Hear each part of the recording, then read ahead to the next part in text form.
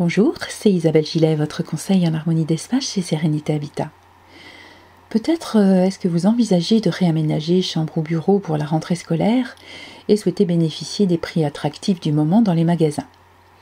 Voici 3 conseils Feng Shui à suivre en cette occasion. Conseil numéro 1, optez pour des armoires sans miroir. Le miroir est un élément dynamisant.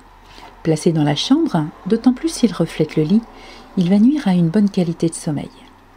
Vous pouvez écouter en ce sens le podcast dédié au miroir sur la chaîne YouTube Sérénité Habitat. Conseil numéro 2, évitez de mettre trop de coloris rouge et noir.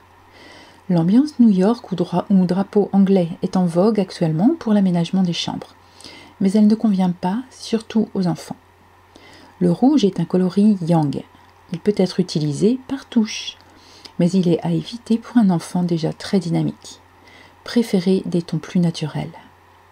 Quant au noir, il véhicule une énergie très lourde, à éviter donc également. J'ai également enregistré et mis à disposition un podcast dédié au coloris noir, toujours sur la chaîne YouTube Sérénité Habitat. Enfin, conseil numéro 3, bien tourner le bureau. Il est convenu en Feng Shui de placer un bureau d'enfant face au mur, afin de le sécuriser. Une belle représentation pourra être positionnée face à lui. Il doit cependant ne pas avoir le dos tourné à la porte et pouvoir voir qui rentre dans la pièce.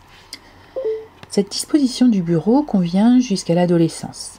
Ensuite, pour un étudiant ou un adulte, le bureau devra être placé de manière à être dos à un mur et avec une vue dégagée sur l'avant. L'avant représente le phénix, les projets. Une vue dégagée augure de nombreux projets nombreux et variés, alors qu'un bureau tourné vers le mur augure de peu de choses. Voilà pour ces 3 conseils du jour. Je vous souhaite donc une belle rentrée scolaire et vous dis à bientôt. C'était Isabelle Gillet, votre conseil en harmonie d'espace chez Sérénité Habitat.